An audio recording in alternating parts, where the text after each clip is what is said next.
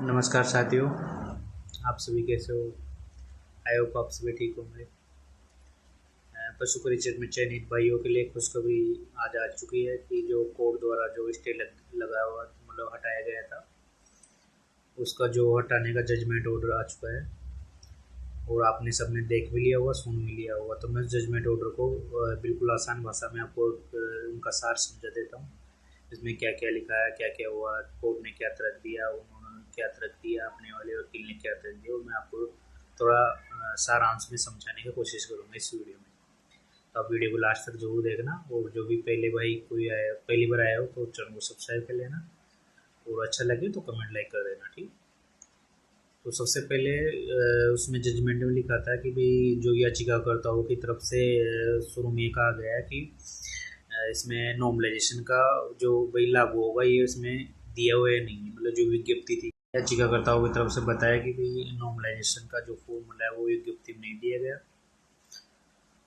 तथा बाद में कहा कि भी जो पहले तो नॉर्मलाइजेशन फॉर्मूला विज्ञप्ति में नहीं दिया, फिर जो रिजल्ट आया उसमें कैटेगरी वाइज कट ऑफ नहीं बताया और वो मार्क्स नहीं बताया, और कुछ पारियों के साथ इनजस्टिस हुआ है। तो ऐसे मतलब ये याचिका पिटीशन दायर की गई थी कोर्ट। तो एजी की तरफ एजी मतलब तरफ से कहा गया है कि भी जो नॉर्मलाइजेशन का जब आवेदन पत्र मतलब जो लोगों के एप्लीकेशन फॉर्म 17 लाख आए तो एक पारी में कराना पॉसिबल नहीं था। तो सेकंड संशोधित नोटिफिकेशन जारी कर बताया गया है कि नॉर्मलाइजेशन फॉर्मूला लागू होगा, और नॉर्मलाइजेशन फॉर्मूला वाली बात वहीं ख़त्म होगी। भाई नो बताया गया था कि फॉर्मूला लागू होगा। फिर उनकी तरफ से वकील था कि वो याचिकाकर्ताओं का दूसरा था कि अभी रो मार्क्स या कैटेगरी वाइज मार्क्स जारी नहीं किया। तो जी ने बताया कि रो मार्क्स तो ऑलरेडी जारी कर चुके हैं, लेकिन जो कट ऑफ है वो 1 गुना के साथ आएगी, मतलब पहले नहीं जारी कर सकते, ये रूल है। एक उनका एक सबसे मेन वो था, मतलब आर्गूमेंट था कि इसमें नॉर्मलाइजेशन का जो फॉर्मूला है वो सही ठीक ठीक ढंग से लागू नहीं किया गया।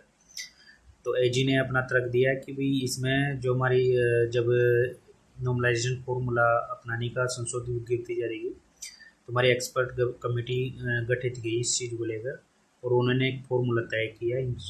क्योंकि फार्मूला लगाना जरूरी था, क्योंकि 6 पारियों में एग्जाम थी और पेपर के लेवल को देखते हुए सबको समानता मतलब समान उस पर लाने के लिए नॉर्मलाइजेशन फार्मूला जरूरी था। तो हमने एक्सपर्ट कमेटी के अनुसार पे जो फार्मूला उन्होंने बताया उस हिसाब से हमने फार्मूला लगाया, और ये हमें सुप्रीम कोर्ट भी दिखा देता है कि कोर्ट का हवाला देते हुए कहा गया कि भाई सुप्रीम कोर्ट दिखा देता है कि जो एक्सपर्ट कमेटी है वो जो कोई फॉर्मूला अपना सकती है उनमें न्यायालय हस्तक्षेप नहीं करे। तो ऐसे मतलब इस हिसाब से हमने नॉर्मलाइजेशन फॉर्मूला स्केलिंग फॉर्मूला अपनाया गया। तो माननीय कोर्ट ने इस चीज़ को मतलब फेयर माना, और कोर्ट ने अपने जजमेंट में लिखा है कि ये कोई अनियमितता नहीं है, क्योंकि एक से ज़्यादा पारियों में एग्जाम थी तो नॉर्मलाइजेशन होना स्वाभाविक है, क्योंकि सभी को समानता का मतलब समान करना जरूरी था। तो इसमें कोई भी अनियमितता नहीं है, और इस पिटीशन जो दायर की गई इसको खारिज किया जाता है। और अभी तत्काल और एक मज़ेदार पॉइंट, कोर्ट ने बोला कि अभी जो इस पर कोई जो तत्काल सुनवाई नहीं होगी, मतलब इस पर इंस्टेंट अपील मान्य नहीं की जाएगी। तो आप सभी भाइयों को स्टेटने के लिए बहुत बहुत शुभकामनाएं। अब आपकी नियुक्ति आसान हो गई है, आप शांत रहो और थोड़ा इंतज़ार करो। तो इस तरह